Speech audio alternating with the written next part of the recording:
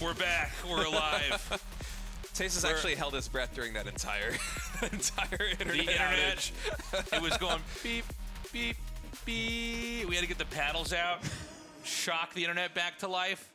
I think we're back for enough to finish the day out. We're going to see. Yeah.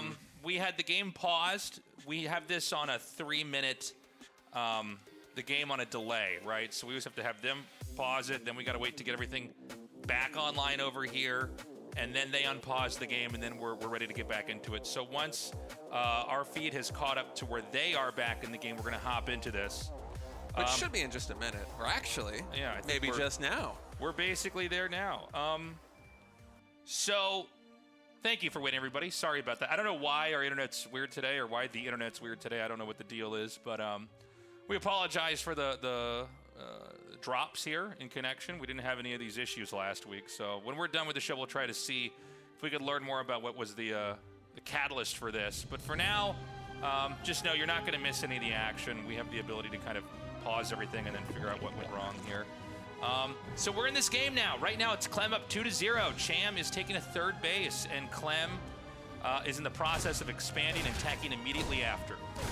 Yeah, we'll see what third base is going to come down for Clem here in just a minute as those minerals are floating mighty high. Reaper actually being able to finesse quite a bit of damage right now. No kills on those lings, but get them all pretty deep into the orange, and the third CC immediately getting queued up. So it's basically the same mirrored build that Clem did, at least up until this point, from Game 1, Game 2, all the way to Game 3.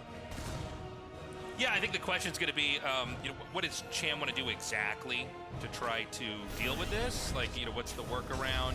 Does he have a kind of alternative approach? We saw the Ling run by into Roach all in, which was promptly shut down. And then, of course, we saw Cham be an honorable gamer and try something a little bit more macro-oriented, and that also backfired as well.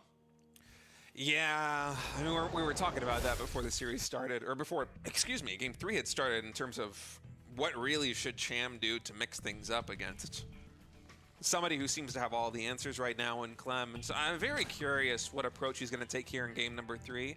I wouldn't be surprised if he went back to just trying to play the macro game that was his game plan in game 1, because it didn't look that bad in game number 1. It was just maybe one bad engagement in the middle of the map and then the upgrades finishing just a touch late. So we'll have to wait and see what that's going to be. Okay, so for now, it's going to be the Banshee again. We don't have Cloak, at least not yet. So obviously, Banshees without Cloak, very different. You know, if you're not going to get the ability to have them invisible and try to punish and do more with them. But he's got one coming out, at least for the time being. On the Zerg side of things, okay, so it's just a delayed Cloak. He didn't have the funds to get that immediately. So this is more reminiscent of game 1. Yeah, with those Banshees in game 1, actually. Oh, Clem actually heading into the natural expansion with all this. How many Lings do we have to deal with it? They are able to body block that a little bit, zone away the Hellions. 2 of the Hellions will get taken down. Clem just stutter stepping, able to trade those out for maybe 6, 7 Lings or so, and then hop on right out of there.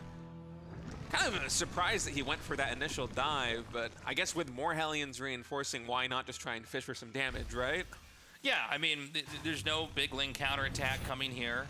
It's not that common, at least in the games I see of Clem, for him to try to, you know, dive in like that, right? He's normally a little bit more careful to try to eke out and maximize damage while staying on the outside. So we've got the Banshee now just chipping away at the hatchery, and this actually did happen in game 1 where there was a forced cancel. This could be occurring here now because the Hellions are going to just tip the scale where the HP won't fill in as fast as the damage comes out. And so, I mean, like clockwork, the same minor results are happening in the lead up to the conclusion of this game. I don't know if that means that Clem's going to win so far, but my God, this is just, it resembles game 1 so much, it's eerie. Yeah, basically everything's identical. Although these Hellions now coming in, deciding not to commit. I believe they did spot the Bailing Nest right there, and Cham also, you know, reminiscent of game 1. He's developing in the same way. He's adding in the Bailing Nest, the Spire. I'm imagining we'll have 2 Evolution Chambers thrown down in just a minute. Hopefully, as opposed to game 1, those won't be at the 3rd base. But in any case, things are quite normal. And yeah, those 2 Evolution Chambers, just like clockwork, man. A little bit of deja vu right now, Tasteless. Yeah, it's a glitch in the Matrix, guys. The Hellions are going to come in here, do a little bit of damage, back up. So it's actually 5 seconds out from Stim here. Now, we saw what happened with Clem's push last time. You know, are we going to see basically the same thing again? He took a very, very early 3rd base. No way that it could have been premature, though, because, you know, the pressure was so very much on Cham to basically be on the receiving end of everything. He never really got to give that that base over there any attention or generate any threats on that side of the map. Yeah, with those 2 Evolution Chambers done, I'm waiting to see if Cham is going to start 1-1. It seems like he's instead just saving the money for the Spire, but, you know, with Clem getting such a fast 1-1 upgrade on his own side of things, that has me a little bit stressed because, you know, a 1 upgrade differential makes a huge difference for units like Lings and Marines. It really changes the way those 2 units interact with each other because they do low damage, but they attack very quickly. And we still don't have 1-1 here from Cham. It's just more mutas. Yeah, he's going to go for that surround comp. And again, game 1, we saw this was handled so perfectly. Clem in game 1 as well, he came out with 2 medevacs, 2 tanks, right? Is that the same thing we see here? I don't see the medevacs yet, but I thought I saw them earlier. Yeah, there's a shadow of them coming in now. But with Hellions behind this, man, it's going to be very, very hard for the Banes to get in there and really do that damage. The hatch is low, the Lings and the Banes and the Mutas have to come in now. Yeah, Siege Tanks get focused down by the Mutalisks, and off creep, there aren't more Banelings to find the connections. Cham, he was able to have a little bit more army on the ground because he delayed the upgrades, but it still might not be enough. Mutas now coming in, and it seems like finally we're barely at the breaking point. And I think this was the reason why Cham decided to delay those 1-1 upgrades so we can just eke out a little bit more army to deal with this push. And in a very different exchange from game number 1, he's actually able to repel it. But Clem, keep in mind, he's on 3 bases. He's locked and loaded, ready to go in again. Yeah, and the second wind-up attack here may be too much. The Banes aren't done yet. The tank is going to siege in the background, but Clem is so good with the snipe, and he just guns those Banes down immediately. The Mutas are going to be thinned out. He's got enough runway, I think. Oh my God! Just barely able to escape off of creep. The last Baneling, maybe a meter away from making the connection there on those Marines. They're all able to survive. Yeah, I mean, I think Cham basically did it narrowly, barely. He actually managed to pull it off. He's trying to stay out of eye shot of the Mutas. We say that, Tasteless, but there's like 40 more Marines moving across the map right now. Actually, even hitting the Banes, you know, before they're all finished, they can kind of gather up. Yeah, he picks up some. The Marine count is ballooned to something completely absurd at this point. I feel like we basically have more Marines than Zerglings right now. 30 more Lings are about to pop, so that might tip the scales. But Clem, especially with this pre-split, is just looking so solid right now. Starting a 4th command center behind all this. Cham is going to try to break out once again. The Mutas focus firing down the siege tank, and then he retreats back to the safety of the creep. This hatchery is so low on HP. Focus fire the Banelings, it was pretty good, and then the hot pickup right before the connection. Yeah, he's going to try to run. He jukes, actually, to try to loop back around. That's going to allow the rest of the reinforcements there from Cham to be, from Clem, excuse me, to be driven away. That hatchery is still alive. I think it's at like 4 or 5% HP. It's extremely low, but if it's alive, you can return resources to it, and I think we might be at the point where Clem can't really break through and do more damage, even with a 1-1 upgrade about to finish. No, 2-2 is about to finish, Tasteless. 2-2 is right, but I think even with that, he can't get through. Oh, I'm not sure, man. I feel like those Marines are going to pack a wallop. We don't have any upgrades coming in for Cham just yet. It's just flyer attack, and so these are soon to be 2 Marines, but their upgrades are not done just yet. It's a little bit of a logjam right there with the siege tank and the Marines against those Banelings. You see the splits coming in from Clem, getting insane value with this trade in the Mutaball this time. The flock is not large enough. Clem, he's not overextending, still keeping a couple bits of meters between his Marines and those Banelings.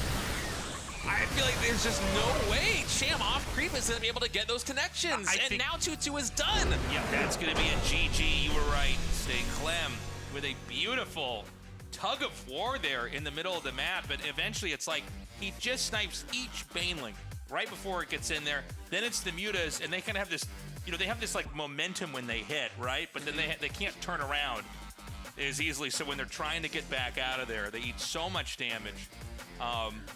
That was just an incredible performance there from Clem. Kind of a reminder of why this guy is the world champion.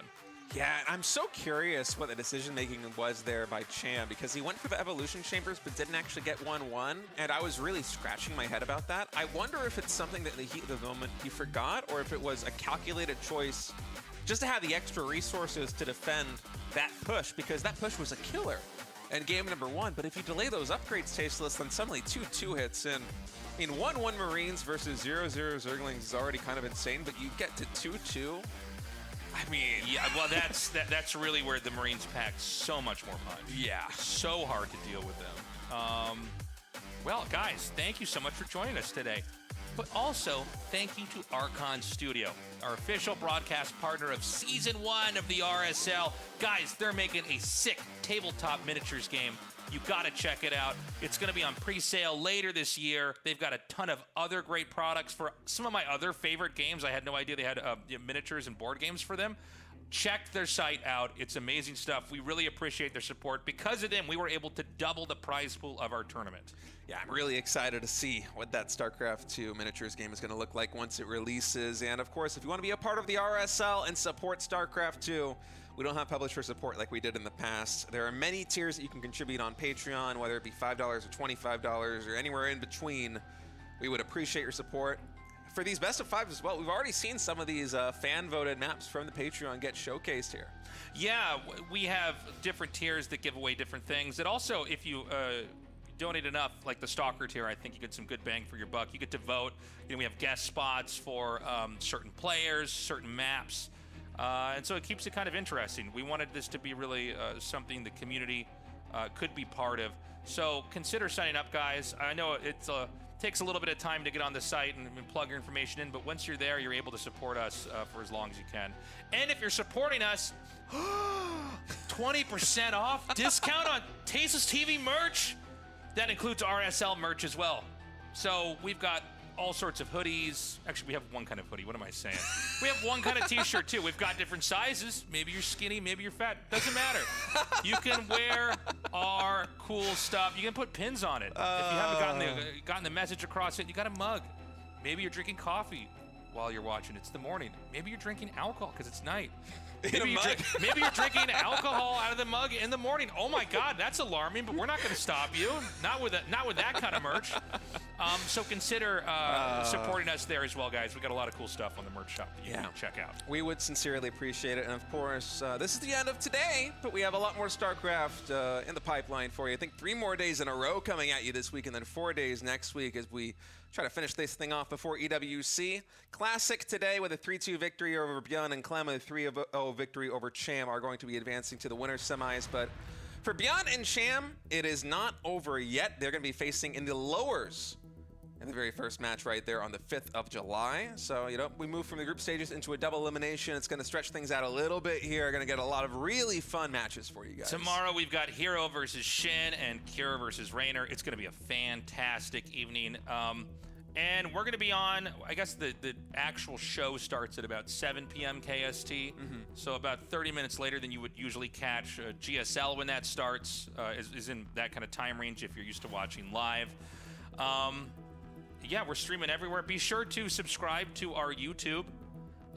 We have made our own YouTube for the RSL. It makes it a little bit easier for us to track metrics on there, but it's small. We don't have a lot of subscribers yet. I'm sure if you're watching this now and you miss one of the days of matches that we have, obviously you could find those games there. Yeah, YouTube is one of the best places to find StarCraft 2 action, man. I know because I tune in basically every single train ride to the RSL studio. I'm watching some StarCraft on the train. Guys, thank you so much for joining us. Sorry for the hiccups in the internet connection. I don't know what that's about. We'll look into that once we wrap the show up. What we're going to do right now, we'll see you tomorrow for the next day of the RSL. Bye-bye.